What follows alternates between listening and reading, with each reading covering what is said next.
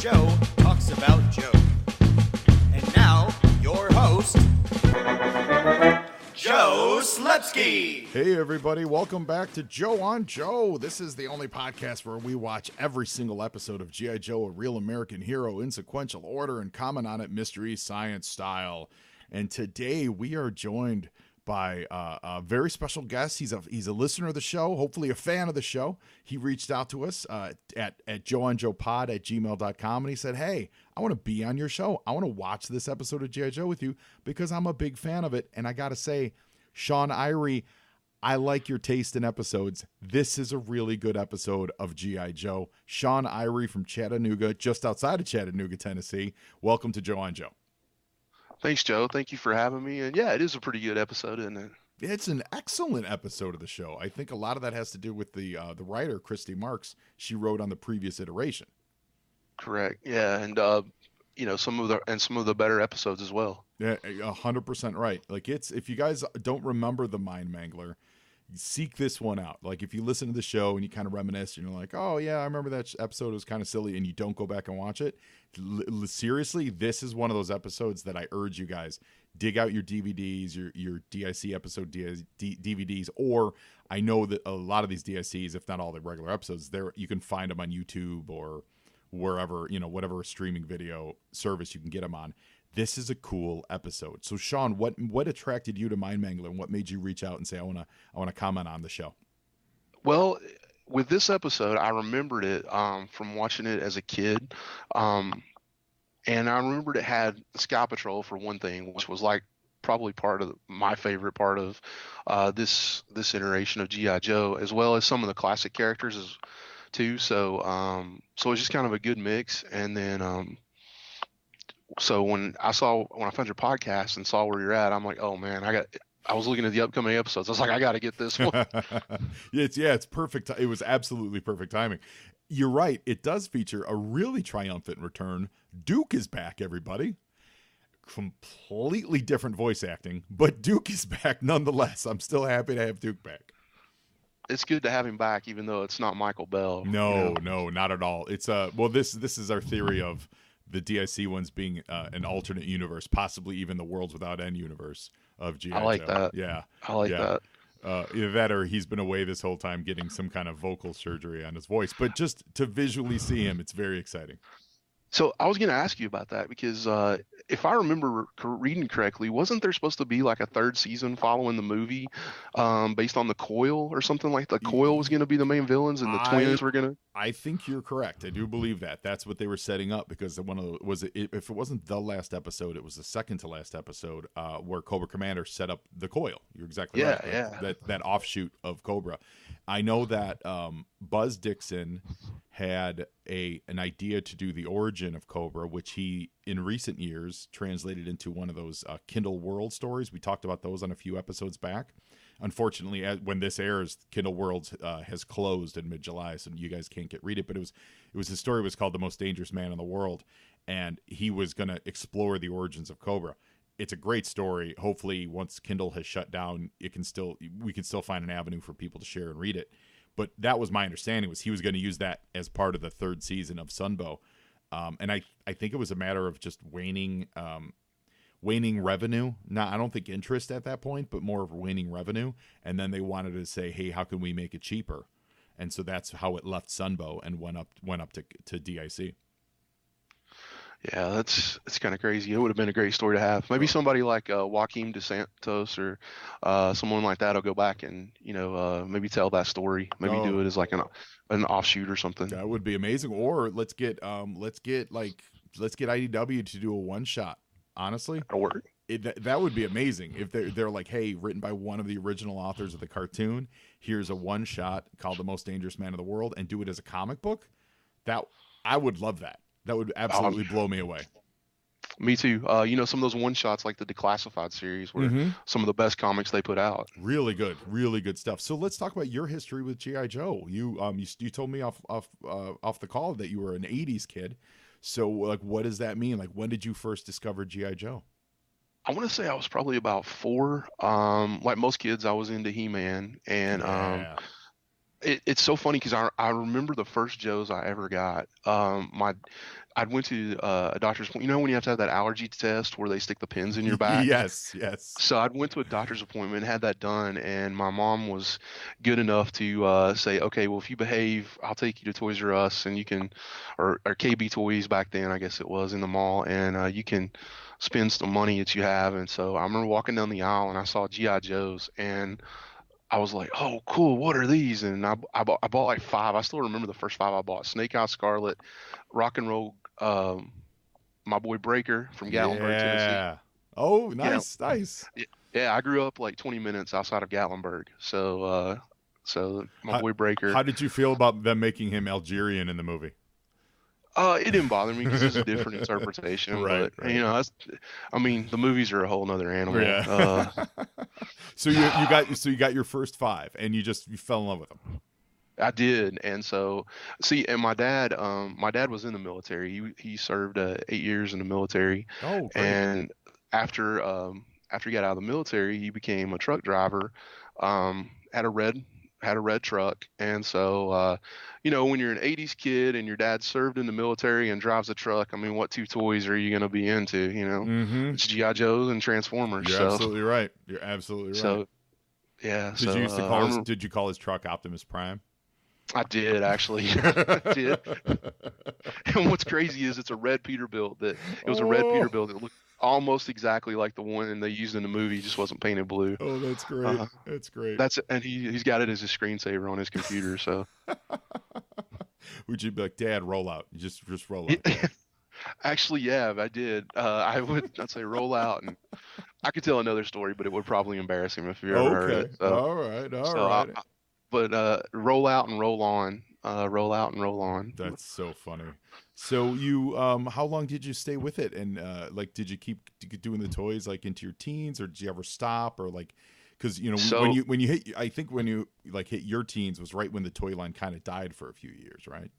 just about. I stayed with it and probably until about 92. And I'll never forget the last GI Joe I bought, or Joes I bought. I was on a field trip with a beta club, when we went to Asheville, North Carolina to see Biltmore, a big house that is up there. And then we went to the mall afterwards, and we had went in one of the toy stores, and we were looking at like Nintendo games or Sega Genesis games or something like that. And I turned around, and here's like this wall of GI Joes on sale for like half off. So they're like Oh, $1.50. oh, Oh, and it's like all of the remakes, like the 92, 91 guys. So it's like Snake Eyes and Duke and Wild Bill and Sci-Fi and Lowlight and General Hawk. And I was telling my buddy, I was like, I want every one of these, but I don't have a backpack with me, and I know the kids are gonna make fun of me. ah, And I bought them. I bought them anyway. good, So bought like good. 10 of them anyway. But I was sneaking on the bus. I think that may be the first time I ever sat on a bus in the very front seat of a bus because I was trying to hide that toy bag. And so when I got home, luckily I didn't have any sports practice that day because that would have been horrible. Oh, But that my is. mom picked me up. Oh God, that is such. I'm sorry, I didn't mean to interrupt. Your mom picked you up. No. Yeah, no, she picked me up and she said, "What have you got in that bag?" And I was like, "I bought like 10 GI Joes in the Asheville Mall." And she started laughing and she goes, why are you hiding them? And I said, well, I'm kind of embarrassed to be like in seventh grade and still buying GI Joes.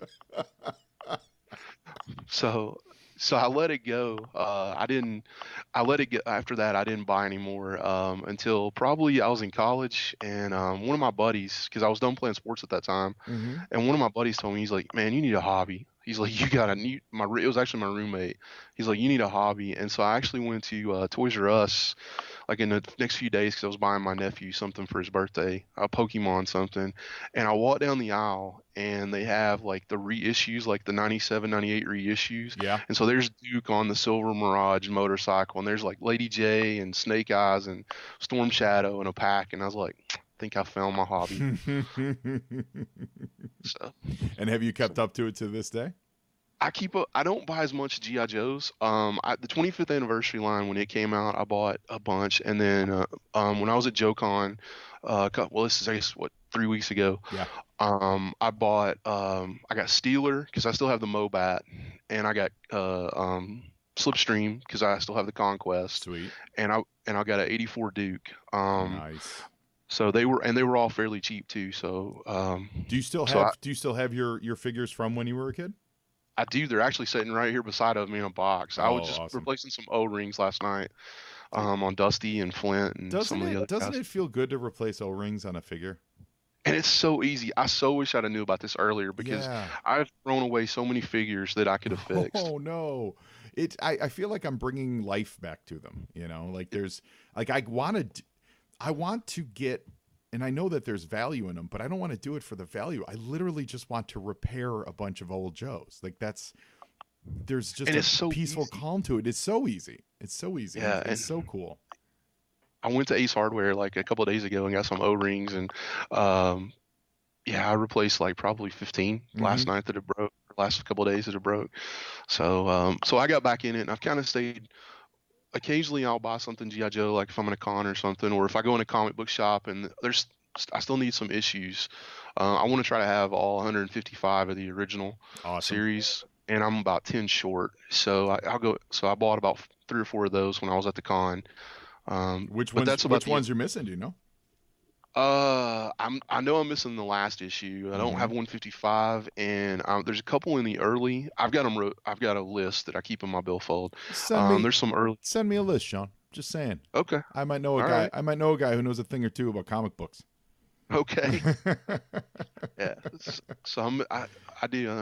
I've been trying to hunt those down. I've got the silent issue, Oh and yeah. I've got like the the first issue, and I think I've got 1 through 9, and it seems like maybe 10 or 12 or something like that. That's what I'm missing. And Awesome. then, like I said, some toward the end when it was kind of getting bad. Yeah, yeah. With the circulation on those dropped a lot, so those are a little hard to find.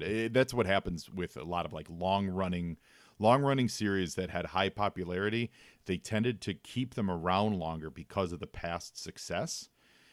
But then you end up with these really small, low print runs. Star Wars is very similar to that, as well Hmm. as GI Joe, where obviously it sold mega in the beginning, and they kept up those high print runs for so long, and that kept it alive. But it really dropped off. The demand for it dropped off. So you get the final 10 issues or so of Star Wars, the Marvel comic, are now really valuable, especially like the last issue. They're quite valuable because the circulation was just minuscule, but they kept printing it. If any other comic had that same like small print run or small demand, they would have killed it long before. So I think that's what we saw with GI Joe. Right. And earlier, I wanted to say, if there's one advice that I would give to like children, kids, whatever, if there's a thing that you're into, let's say like GI Joe, like there's a line of action figures or something, and as all things do, they end up going out of, they end up stopping the line. The day that you see them go half off at your KB Toys, or well, I don't even know, Toys R Us is dead now, rest in peace. Immediately, you buy all of them. Right. Just buy them all. As soon as they go on discount, buy them all. Throw them in a box. I don't care what if it's a toy line that meant something to you, when you see them go discount, get them all, and you will appreciate it 10, 15 years later. 100% that. 100% agree. Absolutely. So now, did your love extend to the cartoon as well? Oh, actually, absolutely. I had the figures first, and then I guess my first real introduction besides the figures was the '84 miniseries. Yeah. And I remember we had just gotten a VCR, and I recorded it, and I think I watched that thing till I wore the tape out. So, which is why Duke, because Duke and Snake Eyes are heavily featured, and Yep. yeah, Well, Duke's my boy. I'm glad you brought that up, because there's a lot of parallels with that miniseries and what happens on today's show. We're going to talk about it as the show goes on. I'm sure you noticed already. There's been a few of these episodes in the DIC ones recently where I don't want to say stole, because sometimes it's the same writers. In this case, Christy didn't write that previous episode, but she worked on that show. They took some of the ideas, I think, that were successful on the previous iteration and said, let's bring them back a little bit. And I think it helps give credence to these DIC episodes. It kind of gives a little level of authenticity to it, or at least like harkens back to the Sunbow stuff. And in this case, I'm talking about Duke's mental, like brain scanning stuff. It harkens back to when he was in the pit with the monster, and being Right. controlled by Cobra and all that. Well, and it gives us a little bit of familiarity too. I mean, Mhm. I think you talked about it in some of the episodes for season 2, where there'd be like one character from season 1 in there, where there's Roadblock or Lady J or Flynn or Duke, Mhm. and just enough to give us a little bit of familiarity to go along with, the new characters they're introducing. So Yes. smart marketing. Very smart, and very smart choice in this episode to use Duke, because the folk this is like a team focus episode. This episode's all about Sky Patrol. Like, that's it. And if you weren't down with Sky Patrol, like if for whatever reason that wasn't, like, oh, I'm not collecting Sky Patrol, whatever, you would have been left out in the cold on this episode. However, by using Duke, and not even like using one of the other new guys, by saying, oh, no, here's an OG, it really gives credence to the Sky Patrol and makes them legit, because Duke works with them just like every other Joe. I think that's a real smart move. I agree. And, not to be spoilerish, but if there's going to be a Joe that's captured, it's probably going to be Duke, right? He does. He did have a tendency to get captured. That is absolutely true. That is absolutely true. Well, listen, guys, as you're out there in the internet searching for this episode to watch along with us, and I urge that you do, please go to Twitter, Facebook, and Instagram and follow me at Joe on Joe Pod. You can also send me an email to joeandjoepod@gmail.com. Let me know if you want to be a guest just like Shawn did, and we'll get you on a show. We're actually almost done with this first season of the DIC stuff. I've only got a couple episodes left, and then we're going to roll into the second season, or at least like second disc set. I know things are trucking along, man. And most importantly, if you guys want to talk comic books and you want to really dig into the GI Joe comic books, the best place to do it is my Joe on Joe patron page. Go to patreon.com/JoeOnJoePod, and you can listen to every single episode of my second podcast, Joe on Joe Illustrated. That is where I go over every single issue of the GI Joe comic, and we go page by page, panel by panel. We break down page designs, we break down coloring schemes, we break down styles, the history of comic books, the history of this book, when it was on the shelf, what other books were on the shelf at the time. Comic books is really my forte, and I think it's a real fun podcast. I'm really enjoying doing it. So if you guys go to patreon.com/JoeOnJoePod, you could, for only $3 a month, you get access to every issue. As of this recording with Shawn, this morning I put up issue 26, which is the Snake Eyes origin first part. I love it. I love that issue so much, and it was so much fun to do. So please check that out and help support the show and help keep the lights on over here at Fort Wadsworth. Now, Shawn, are you ready to watch the Mind Mangler? Let's do it. All right, my friend. Well, here we go. So, did you have any of the big base sets, or were you just more of a figure and vehicle guy, or what was your collection like? I'm about to make you jealous. Oh no! Yeah, I had a flag. I had the flag. It's so funny. My dad and my aunt still argue about who bought it for me, but I got it for Christmas one year.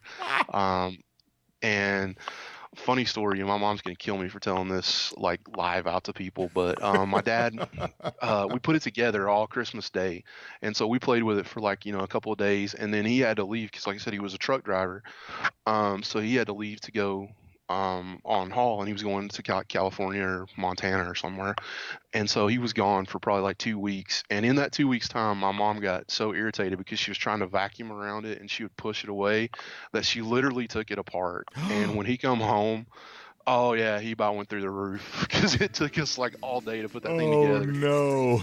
So, not only did Cobra sink the flag, but my mom sunk the flag too.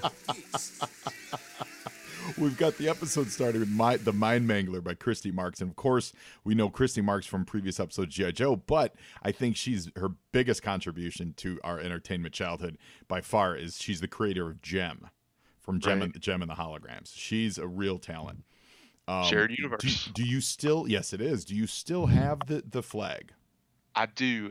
It's not put together. It's in a box, and it's at my parents' house because they have, when my dad had his own trucking company too, they have a huge garage.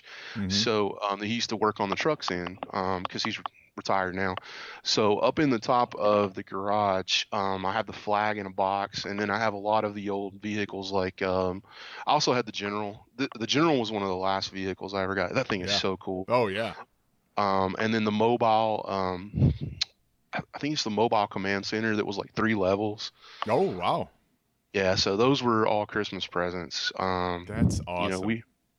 We always used to. We got always had a good Christmas, or good big present for Christmas, I should say. That's so cool. Yeah, it's such good memories. Like and it's on its surface you say that and like it sounds like, oh, like you only had a good Christmas because you got, someone gave you material stuff, but it's more of like, like that was the thing that fueled your childhood. Like if you didn't use it after that day, if it didn't like become the basis for whatever adventures you had, then you wouldn't have the good memory around it. You know what I mean? Right. And my mom and dad both were good about, like when we got something for Christmas, they were down in the fort playing with us, or or like I said, like I was telling my dad, help him put the flag together. So I still have a lot of the view, like I was talking about with the Mobat and the Conquest. So some of them didn't make it. I wish I still had the Tomahawk, but the neighbor's kid broke it and broke the Sky Striker. Oh, broke my Sky Striker too, man. My Sky Striker broke early on. The little plastic piece that popped into the front wheel strut. Right, the landing gear. Yeah, the landing gear that popped. That a little piece of plastic broke off that early on, and it only was like half on for the entire playtime. It was always only ever half on. Now, on the show now, we were introduced to Sky Patrol, and previously we've met out of Sky Patrol. We had Skydive. He's been on a lot of these episodes, and Sky Patrol has been on them. But this is really saying this is a focus on the team. So drop zones there, altitude, airwave, airborne, as well as static line. They do a really cool thing on this episode, and later on in it they mention it by name, where Drop Zone on his file card says that he comes from like an animation and creative background, right? And so in this episode he's drawing, or later on he talks about doing cartoon animation. They actually use it to help solve the problem of the show, and I adore that. I adore that they use the toy like characterizations on the show, not only just whatever weapon and however they looked and stuff. I think that's just so cool. And for the record, Altitude is a jerk. I didn't have Altitude. I had Skydive and Airborne, and I think it is Airwave. I think I had Airwave. Yeah. I still have them. They're actually over here. And so I've got a note in my files. We're gonna be doing the Sky Patrol for like the next few Filecard features on this show. So I believe this episode is actually, because I alternate Cobra GI Joe, I believe this episode is a Cobra one. So on the one prior to this or the one after this, everyone listen in, because I don't want to break that. I don't want to break that on-off streak. So on the next one, we're gonna do Drop Zone, and we're gonna do Altitude, and we're gonna get all the Sky Patrol covered. Yeah, because they're featured they're heavily featured in the next episode. Yeah, not to spoil anything. No, they're all over this whole season too. I think their vehicles look really good on the show, with like the chrome color, the bright color. It's a terrible idea for an airplane, I think. And actually, a joke I was just at, I started to buy it, but I couldn't do it with 4 kids. I couldn't draw $100, but they had a Sky Patrol Sky Striker. Oh, and I wow. started to get it, and I was like, I can't do it. I can't. Yeah. But I actually had the Skyhawk and the Shark, and the Havoc, because I missed those when they originally came around. So the fact that they redid them for Sky Patrol was great. The Havoc, I had the original Havoc, and I liked it a lot. It was a cool toy. It absolutely cracks me up. I've talked about it briefly on the show. It cracks me up that they considered the Havoc part of the Sky Patrol just because it had a little hover car attached to it. Like, that is a tank, man. That is not a Sky Patrol vehicle. I suppose they needed ground support. I'll give you that. But come on, people. Yeah, well, I guess it's better than the Mauler, right? But, that's true. That is true. These guys right now, they're flying the what was the name? It's the Cobra Night Raven, but the Sky Patrol version of it. Sky Raven. The Sky is that what they call it? The Sky Raven? Yeah. So they're flying the Sky Raven. And there's a moment when they're fighting these Fang 2s that look at what happens here. Did you see that? What launches off the Sky Raven? Yeah, it's like a drone. Well, no, it's the missile pod. Because remember the Night Raven had backwards facing missiles because That's the idea was that it went so fast, only people were going to pursue it. It wasn't going to be chasing anyone, so it was going to shoot down people behind it. So that was the missile pod that the missile sat in. But when they animated it, the entire pod launches forward as if the missiles themselves were the rockets to propel the pod. Does that make sense? Yeah, absolutely. Yeah. So, I love jets. I grew up loving jets. Anything that had to do with jets. That's why I like the Sky Patrol so much. Oh, yeah. So one of the last vehicles that I bought was Ace and the X-16, or which was an F-16, but the X-16 Ghost Striker. And I ended up buying another one later on because it's just so cool. That's I think the planes, especially in like the Top Gun 80s, I think the planes always just had this fascination for us. Were you the kind of like, would you hang them from your ceiling? Well, actually, I think we're going to commercial break here with a plane getting blown out of the sky. We'll be right back. Today's Filecard features on the Cobra Wolf driver, codenamed Ice Viper. Ice Vipers are the mechanized branch of the snow serpents, both of which must first qualify as Cobra eels. Cobra frogmen. They must take additional training of Techno Vipers and be prepared to service and repair their own vehicles in hostile Arctic environments. Ice Vipers are fed a special high-fat diet to help retain body heat and have their faces depilated to prevent frost from their breath icing up their beards. Quote, when it's 40 degrees below zero on the tundra and everybody is buttoned up tight in their shelter because an ice storm is blowing in from the north, that's when you have to worry about the Ice Viper sneaking up on you. Out there in the big whiteness, there isn't any place to hide. Whoever bundles up first because he figures it's too cold to fight loses. Couple things about the Ice Viper. First of all, he looks like a ninja. He also comes with size. That tells me, ladies and gentlemen, this guy was supposed to be a ninja. And then they realized they needed a driver, so they put him in the Cobra Wolf. That's the only thing I can think of. Why would a snow viper who drives a vehicle need ninja size? I don't have a clue. Now, within that, he looks really cool. He's definitely got a ninja face mask on. He's wearing all white. Like, you could easily recolor that a little bit. It could look like a ninja sash.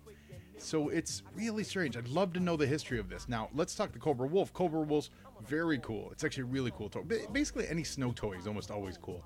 It's got four pop-up front missiles. It's got 2 snow sled missiles. It's like entirely on skis. It's got a cool-looking double cockpit that's completely canopied with 2 canopies. And you've got a rotating gun on top. The Wolf's awesome. I'm questioning this Ice Viper guy, though. I like him, and his helmet's actually really cool. His helmet looks like an Imperial officer helmet from Star Wars. I love that he's trained as a Techno Viper and an eel and a snow serpent and all that stuff. That's really great. And yes, everybody, I had to look up what the word depilate means. It means to remove the hair from. So these guys got to be completely hairless. That's awesome. So Ice Viper, you hairless, talented man, we salute you. Were you the kind of kid that would hang them from the ceiling, or when you weren't put them on display when you weren't playing with them?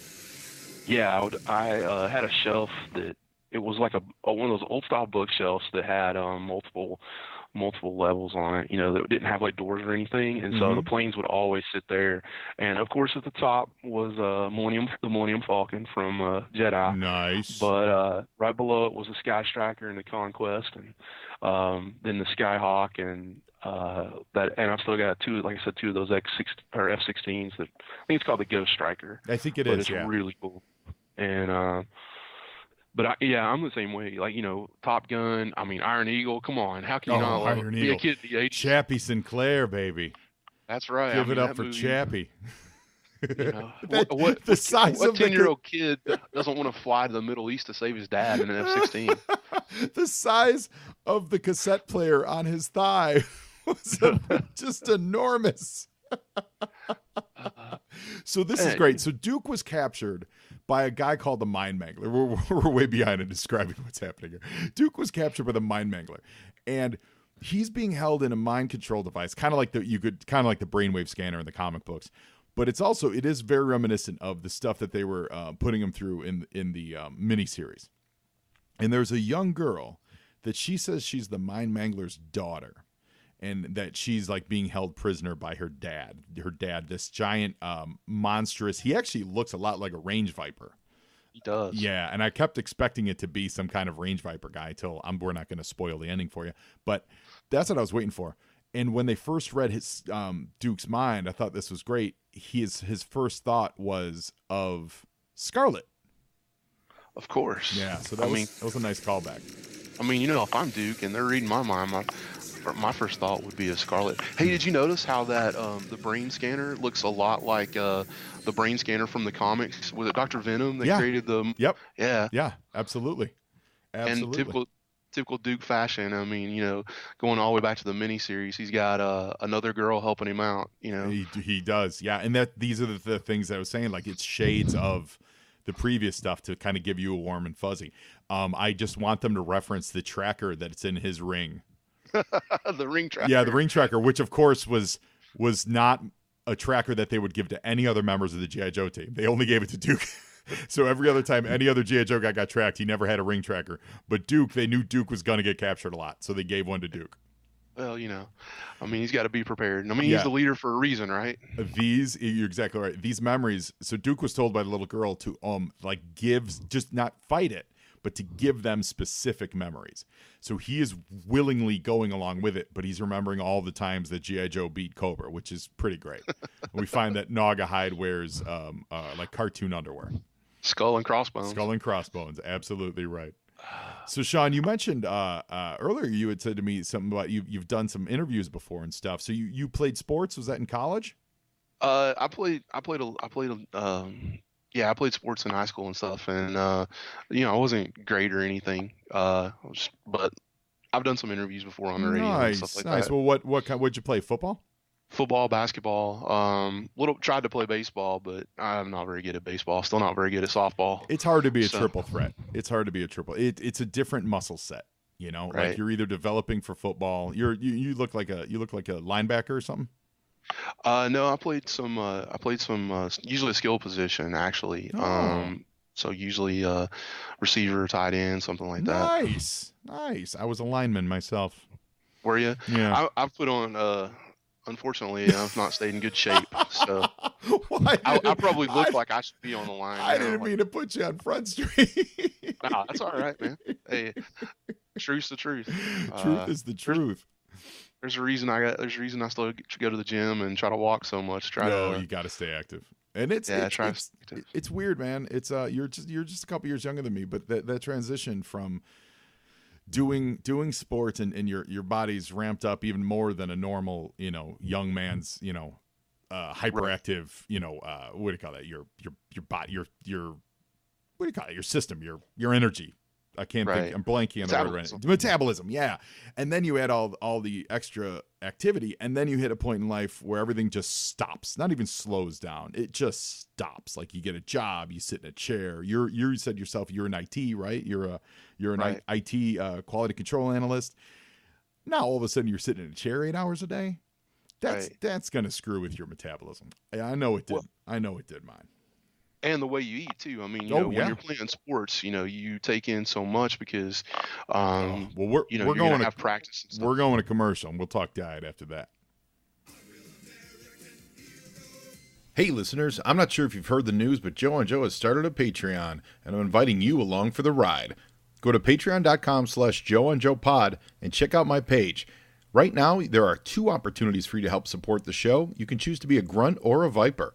Grunts get access to all the Joe and Joe episodes and early access to new episodes as they're created. Vipers get all that and access to my all-new spin-off podcast, Joe on Joe Illustrated, where I will be breaking down every single issue of the G.I. Joe comic books, page by page, in the deepest dive you'll ever hear on G.I. Joe. So go to patreon.com/JoeOnJoePod and see what's happening over at the Fort Wadsworth Motor Pool. We'll see you there. Yeah, it was all about carb loading and getting energy for this and energy for that. And the reality is you just don't need energy. I mean, you do, but you don't.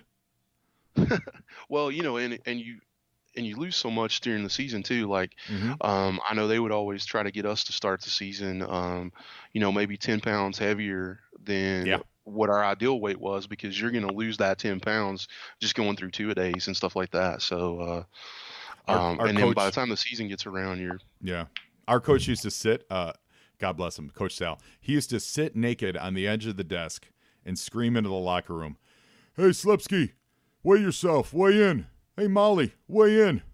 Hey, Sawyer, weigh in." Just because they had to make sure we were all watching our weights. And we would just turn and see a large naked Italian man on the edge of the desk. And we were just like, Sal, we'll weigh in if you cover yourself. Please. That's just cover yourself and we'll weigh in. Yes, we promise you. We will weigh in. So what position did you play? You said I was on the line? I was a defensive end and an offensive tackle. Oh, okay. Yeah. It was good. It was fun. It was good. You know, I hope I don't have CTE from it. Me too. That is a legitimate fear that I have. Whenever they do come up with a living test for it, that's one thing I'm going to get done. You know, but as far as like what it taught me and stuff and teamwork and camaraderie and all that is absolutely wonderful. You know, I don't know if it's worth the brain damage, but it's absolutely wonderful. I agree. And there's so many things that you learn in sports that you just don't learn anywhere else. I mean, you know, and especially the things that you're going to take with you into life too, because being on a team, you may not like every one of your teammates, but you have to work with them, or the team's not going to be very successful. Yes. And that's how it is in business. I mean, you may not like all your coworkers, but you all got to work together, or otherwise you're going to go out of business, or somebody's getting fired. So you're completely right. In fact, it's funny. So I've been doing this podcast now for like 2.5 years. I've never missed a week. You know, I say that now, knock on wood, something calamitous will happen next week. But one of the reasons that I attribute to just like getting it done every week is my work ethic that was taught to me by my coach, Gary Cohornan, back in Chicago. It's just like, no, you committed to it, do it. Like this is, you know, you committed to 2-a-days, show up for the 2-a-days, you know, like that's what you're going to be doing. Right. And, summer workouts and off-season drills and, you know, and it's not just like that for football. It's every sport. I mean, you've got off-season drills for every sport. So, absolutely. You're always busy. Really are. I remember the summer before my senior year, we were given I remember junior year, they gave us the same workout, like regimen for the summer. And I remember junior year, we just blew it off because we were dopes. But senior year, we ran into it and we said, me and a couple buddies of mine, Derek, if you're out there listening, Honaki, and Jeff Collado, and we all said, hey, you know what? Let's actually do this. Like, what would happen if we actually did follow this regimen? It was a college training regimen that our coach had gotten for us. And we actually did whatever it said to do every single day and made time for it. And when we showed up for training camp, literally, absolutely, we're told by our coaches, they're like, these 3 dudes, and they didn't know that we did it every day. They're like, they're in the best shape of this whole camp. They're like, look at, like, because we were hitting our times and or whatever, you know. And of course, that's all gone downhill since then. You know, that was a long time ago. Let's put it that way. But no, that's still awesome. I remember that feeling of accomplishment of like, I said it, I committed to it, and we absolutely had great results. Right. And I mean, you know, it's so much. I tell my kids this all the time when they're doing something, whether it's, you know, dance or whatever, that you can't be good if you don't practice. Very few people can just wake up and be good at something without practicing. You've got to practice. Yep. And once you learn how to practice something or learn how to take the enjoyment out of it, and that's probably what it took me so long to learn, was I was probably a senior before I learned how to practice. And that's what then you get so much more. You do get so much more. And then when you put it into use, so whether it's literally practicing IT or practicing writing or practicing drawing or practicing sports, when you then go to do whatever the final product is, like now it's the game, or now it's the recital, or now it's like you're doing the commissioned artwork piece or whatever. When you do that, because of the hours you've practiced, the final result is so much better. Even if you lose the game, you feel better about the game. You performed better. You know, whatever the outcome is, the outcome doesn't matter. It's your experience doing it, and it's so important. So important. Well, real quick, we got to jump on the show. We just learned the Mind Mangler was a robot. And the girl daughter is Zarana. Yeah. Oh, my God. I was so surprised here when I watched this, because I thought for sure this would be the Baroness. Yeah. But I guess... Well, okay, that's check another. this out. That's another great thing, though. In that harkens back to one of the great things about GI Joe. It's always about someone ripping off a mask. Always the best episodes had someone in subterfuge, in disguise, and they're always in disguise. And we haven't seen Zorana in a few episodes. Like this is a great double bluff. I didn't even think that she was a Cobra agent, because you assume that he's not a robot. Right. And there she is blowing up the computer. I think it's so funny though that she's pulled the gun on the guys, but then she detonates the base, and she's like, "Oh, I didn't know, but yet I'm holding the gun on you. Yeah, so well, I'm gonna shoot you." But that honestly strikes me of someone like Standards and Practices saying, "Hey, we should probably have her unintentionally murder people." Right. Because I think later on, those guys show up alive. Yeah, right here they are. Yeah, they make a point of saying, "Oh yeah, we escaped," so I think that line from her came out of, let's not make her a murderer for the sake of the cartoon. So Shawn, it's that time on the show when we like to ask our guests if you could be a member of the Joe or Cobra team. Which would you be? Who would you be? And what's your specialty? Well, I've actually given this some thought, and it's definitely Joe all the way. But I mean, if we're doing like what would be my made up, I would be a pilot for sure. You would be, okay. I would be up there with Ace and Slipstream and the Sky Patrol. But no, I thought I'd stick to something since I'm I guess a data analyst, you would call it. Mm-hmm. I'm in there with Breaker and Mainframe, so I guess something like that, since that's what I currently do. Okay. And I came up with some names, but I don't know that any of them is really that good. Like, let me be the judge, sir. Let me be the judge. Real quick, Duke showing up, saving the day. Oh, absolutely. Yeah, in the Retaliator. Yeah.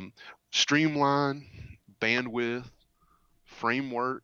I tried to keep them all like IT related, and then this is really old school. Linux. Linux. That's very funny. I got to be honest. I like bandwidth. Bandwidth. I think bandwidth is great. Yeah. There you go. I think bandwidth is great, and I think you're like a data, like you monitor like frequencies and stuff. Like you're all about like code breaking and deciphering stuff. I think that works a lot of sense. Bandwidth. Welcome to Joe on Joe. Yeah. Except I'm like I'm gonna have to be like Cutter though. I've got to wear my baseball cap. So. Oh sure. Gotta have my Tennessee hat on. Okay.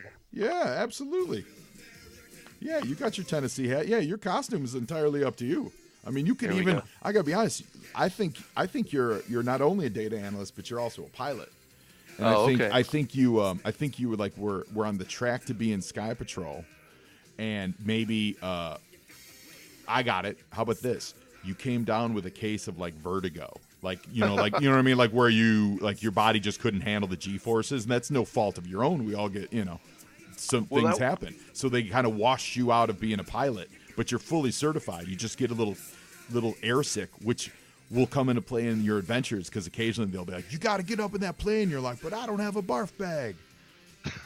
Which is so funny because that's somewhat true, because I was going to get my pilot's license when I was in college. I was actually just working on it, and but I've got contact lenses. I wear contact lenses, so they were always a problem. Contact lenses were always a problem. Yeah. And then my oldest daughter came along, and so that kind of ended that. But someday, pilot stream. Yeah. You know, when I was really young, I didn't realize how tall I was going to be, and I'm too tall to ever be any kind of pilot in the military, at least. But I knew about the eyeglass. Like you have to have perfect vision without a corrective vision. And as soon as I learned, and I've had glasses since I was like 7, so as soon as I learned that, I absolutely remember being crushed as a kid, like just being like, I hate my eyes. I can't be a pilot. Like I was going to go on to be, Tom Cruise. Like I was going to be Chappie Sinclair and Tom Cruise. Man, it's so funny because me too. I was the exact same way because I was so short as a little kid. And then I'm like you. I got glasses about 7 or 8 years old.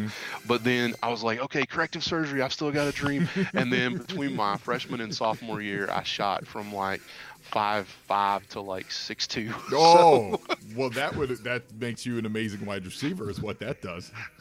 So there you go. There you go. Well, this is awesome.